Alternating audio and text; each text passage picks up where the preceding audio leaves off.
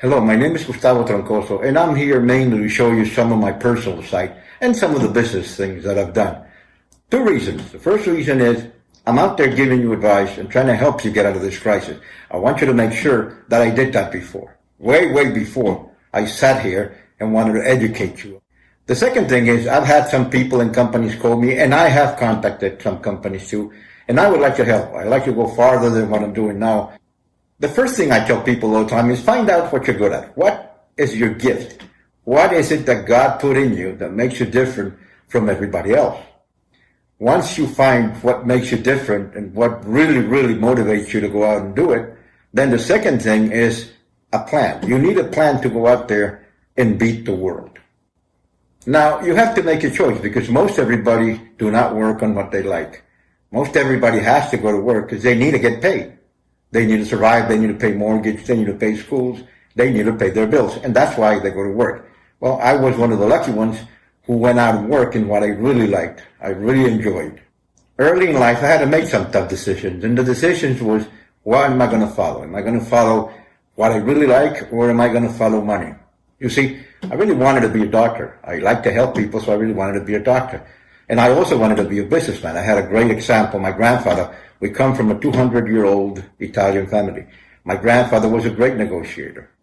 So when I was about to make my decision, I thought, let me look around. Let me see what people around me have done and how far have they gone. I've always seen my father, beautiful homes, beautiful everything around him. I saw my grandfather as a hard worker. I also looked around and saw my cousin who was a doctor. He was in 8th year of medical school. He had not a single penny to his name. And I thought, well, I like being a doctor, but I like money more. So I made a decision to go into the business world because of my grandfather. So I went into the business world and I really enjoyed it. I spent 7 years working, trying a lot of things, opening my own companies, failing and succeeding in many of them, but gaining all the experience that I needed to go and become a CEO, as everybody wants to become. These days, everybody is a CEO. But there's very little working CEOs. So I made a decision to go into business and started building my own businesses. I built and sold. Finally, in 1990, I decided to go multinational, international. I wanted to go big, I wanted to go out there, and I wanted to succeed. I always knew I wanted to go international. I never knew how hard it was, and I never knew how much it cost, and I never knew how much time, of my own time, I had to devote and forget basically everything else to go compete in an international world. All I knew is I was motivated, I wanted to go out, I had some experience, a lot more than most everybody else around me, because I risked a lot more than everybody else around me. I know I was capable, I had all the desire to go out and do it, I had no fear, and I knew that if I went out there, I was going to succeed. That is the way I think. Even though I didn't know God at that time, and even though I had no anybody else, absolutely nobody else to support me, I went ahead and did it. Now, I spent the next 6 years in Boca Raton, Florida, trying very hard to get ahead. There was a lot of investment on my part. It was financed by me 100%. There was a lot of time put into it in my part also. And also, I faced failure and success at the same time at a very accelerated rate, but I was willing to do it. And I went just right into it. By 1996, I've already become international, and I was asking God, because I never knew God, I was asking God, is this the right way to go? Am I going the right way? Because it's painful. It makes me money, but it's extremely painful to get there. God answered my call, even though I didn't know him before, and from that day on, my life completely changed. It's not been easier. It's just been different, very different. I'll tell you a little story. I met God, and God spoke to me, and I run to my mother.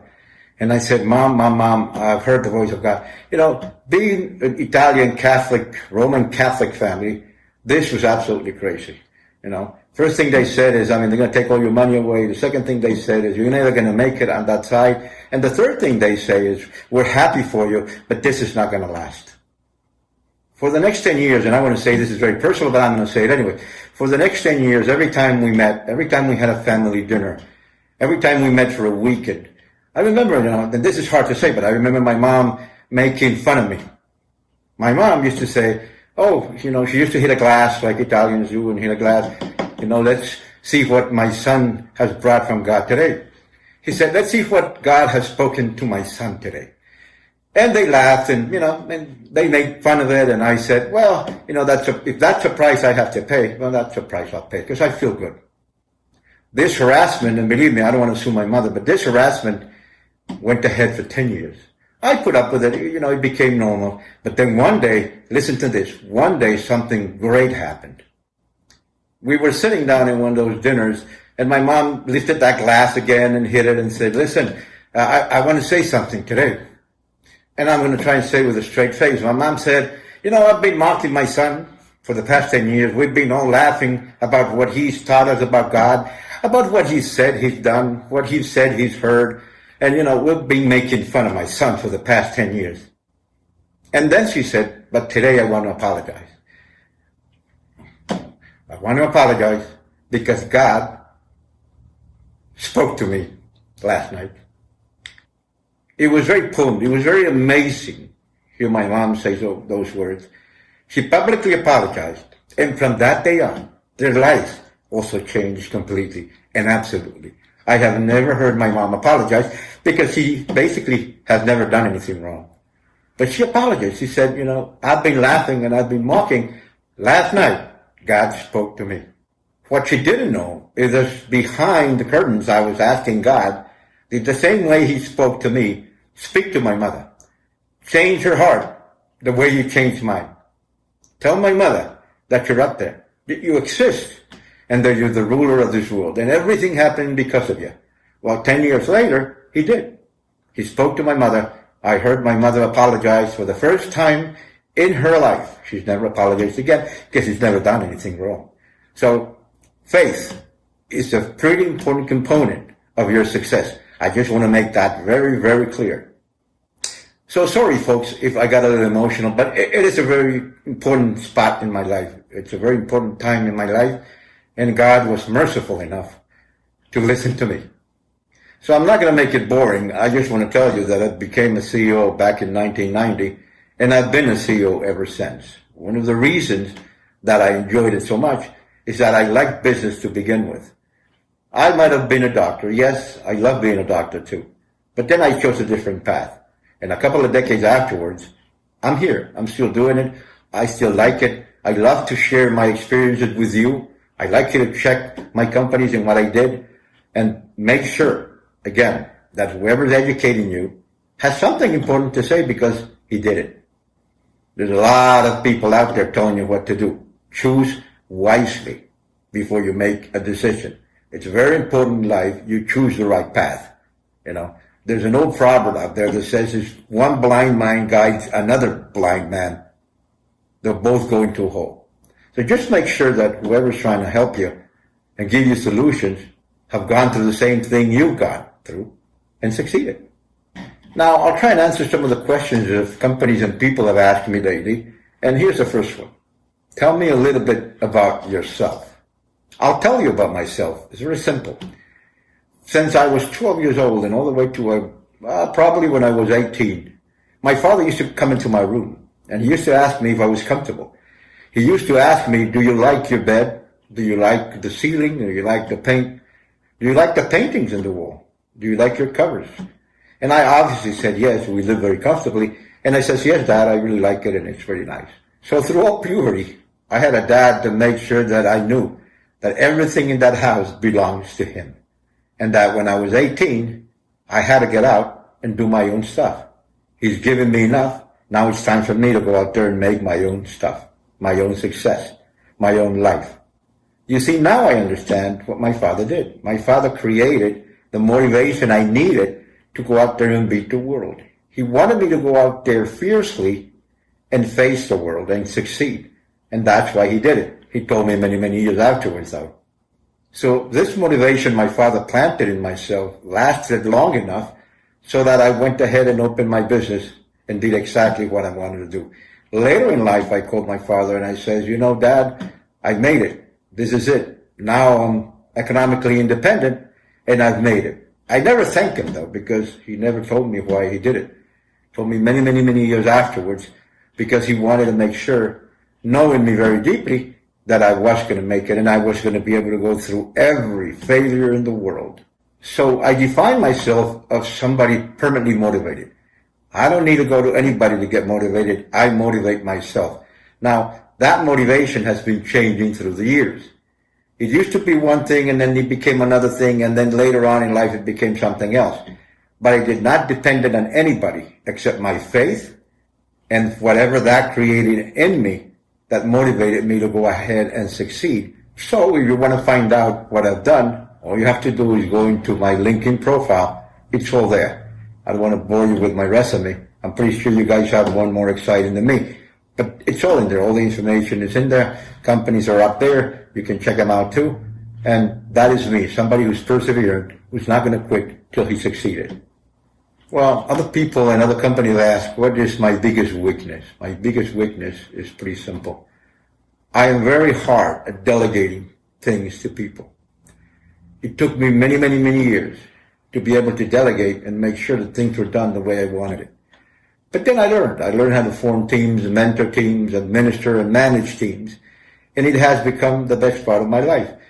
It has become that sharing my knowledge and teaching others how to do the same things I've done is more satisfying than actually doing them. So yes, I have a weakness.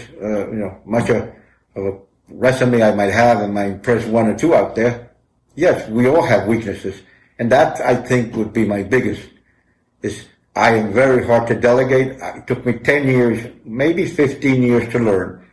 And I finally learned how to build a team that helped me, and it was very satisfying.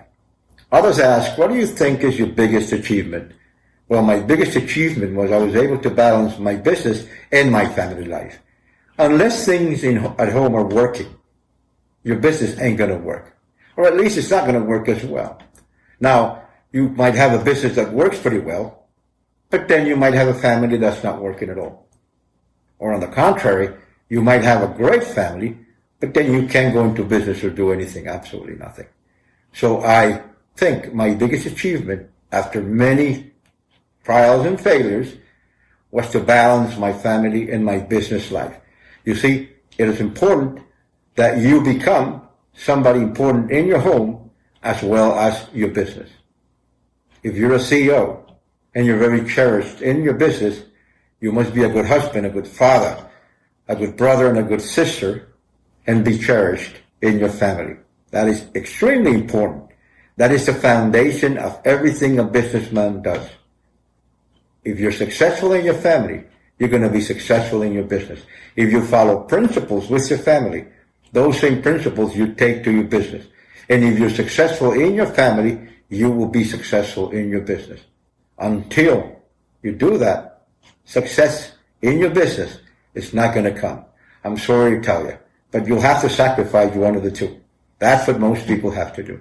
In my case, I was blessed enough to be able to balance family and business life, and I think that is quite an achievement, to be honest with you. Others ask me, what is the biggest project you have done? What is the biggest thing you have done? What is the biggest thing you have accomplished? Well, in my case, the biggest thing I have accomplished is one that very few can accomplish. Going international was basically the toughest thing I have ever encountered. And here's the reason why. Most people you go to that are around you in your business, in your family, your friends or loved ones will tell you not to do it. Here's what they'll tell you. You're not ready yet. Second thing is you don't have the money. And the third thing is you don't have the experience. So the toughest thing is not to go out there and become international. That you can do. The toughest thing is you beating all that wrong advice because it comes from people you love. In fact, when you analyze that with pretty sharp mind, you'll say to yourself, it's a very high risk. I'm not sure I'm willing to take it. But go ahead and take it. If you know your gift, if you have faith, and if you are prepared, go ahead and take it. I took that leap in 1990. Now, I've worked in over 30 cities in 5 different continents, have opened businesses, and failed and succeeded in many of them. Out of the balance it would be, it's a positive balance. I sold most of my businesses in 2018, just kept the foundation, which I am a CEO of that foundation today. So, to be honest with you, Being international is the toughest thing I've ever faced. Most people don't want to do it. Most people think they can't do it. But to be honest with you, if you want to do it, it's something you should try. Some other people have asked me, well, what is your biggest strength? I think my biggest strength is team formation. Business development would be another one, and basically perseverance. I think if you combine all those and you show people what you can do, even better, if you teach people what you can do, if you mentor people on what you can do, there's going to be a lot of people around you very happy, learning from your success, and even being more successful than you. Who cares? A business developer is somebody who takes a business from 0 and gets it up to 10. You develop the business all the way through success. So I would think that that would be my biggest strength, being a business developer. Some people also ask me, what is my style of management? Well, my style of management is very simple. I like to put people where they work the best, in what they like, and specialize people in that certain point.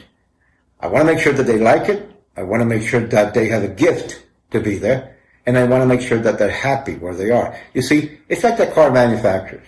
They make a car, it's a long line, and it goes through a lot of different people. Each one has a specific job. It's actually a pretty successful way of managing. I compare that to the car companies and the way they run their assembly lines. Everybody specializes in one area of the car, and at the end, what you see as a result of that assembly line, it's a beautiful made automobile. Beautiful. Why? Because these people specialize in every spot of the car. There's one guy specialized for every spot you need. And the result of that is a pretty well-formed machine. So that is my style of management. I like to put people into what they like. I like to have them specialized in that area if they have a gift for that area. And I like to make them work happy and make sure that they make enough money so they can, save and pay for their bills and be comfortable with the work they do. Some of the questions and offers that I've had, people ask me, would you go sideways on your career? Of course I would. In this days and times and ages, we've been hit by the biggest crisis in this century. I think our knowledge and our experience has to be worth a lot more now than ever. I think wherever we are required as CEOs or business people or entrepreneurs, we should go. We should help. We should help people get up again. We should help people be faithful. We should help people trust themselves. Some people have asked me, what is my day-to-day routine? Well, I'll tell you. It is pretty simple. I wake up every morning around 5 o'clock, 5 a.m. in the morning. Why, I don't know, even Saturdays and Sundays. I got used to it, so I wake up early. The first thing I do is I pray. I pray for a while, because, knowing God is something that's changed my life so much. And it gives me the strength, really gives me the strength to face whatever's coming. Even though these days it's pretty simple compared to many, many years ago. The second thing I do is, I plan my day. You need to plan your day. You can't just go out there and think, am I going to take a right, am I going to take a left? I plan my day. I have some meetings, I have some calls. Well, the meetings now are all over internet. So I plan my day. I make a plan that there's enough time for me to go do business and make money. There's enough time for my foundation, which is a nonprofit, so I can dedicate time for my foundation. And there's also enough time to maybe go pick up my daughter at school. So maybe go have some dinner with my family. And again, today it's a little different, but that's my routine for many, many years before. It's changed a bit with this crisis that we're going through now. It's pretty common. All you have to do is have a plan. Always have a plan. I'm not talking about a plan for 10 years from now. I'm talking about a weekly, daily, maybe monthly plan. You see, you accomplish big things by accomplishing small ones. Don't try and score a goal all the way from the other side of the field. You see, it's like football. You go yard by yard. When you're close enough, then go ahead and score that goal. Now, some of the people have asked me, what am I passionate about? I'll tell you what I'm passionate about. I'm passionate about succeeding and teaching people how to do it, and I'm passionate about God. About succeeding and teaching people is very simple. I've done that all my life. That's what I like. I know how to do it well. I have accomplished most of what I set it out to do. So I'm really passionate about success. The second thing I'm most passionate about is God. Since that day God spoke to me for the first time, everything in my life has changed. I really hope that it does the same thing with you. If you believe it or not, it doesn't matter. I didn't believe it anyways, but he spoke to me. I can tell you I'm a man of faith. Everything I do is sustained by faith. Everything I wait for and hope is also sustained by faith. So God has been a huge, huge help in my life. It's been a huge, huge motivation, and even better, a huge example for my life. How do I deal with pressure? Well, very simple. The first thing I do is through prayer. I feel that through prayer, most of my pressure is manageable. The second thing is how I deal with pressure is basically just doing it and persevering. Everything is pressure in our lives. It has become a constant thing in our lives. From when the days when my father used to tell me everything is mine, to the days when I had to go international and say, should I face this with my own money and go broke, or do I go to a bank and borrow somebody else's money? Well, I decided to do it with my own money, and God was good. So there's pressure in life in everything you do. In my case, the way I deal with pressure is prayer and perseverance. If you believe you're going to make it, if you have a plan, if you have a goal, and if you have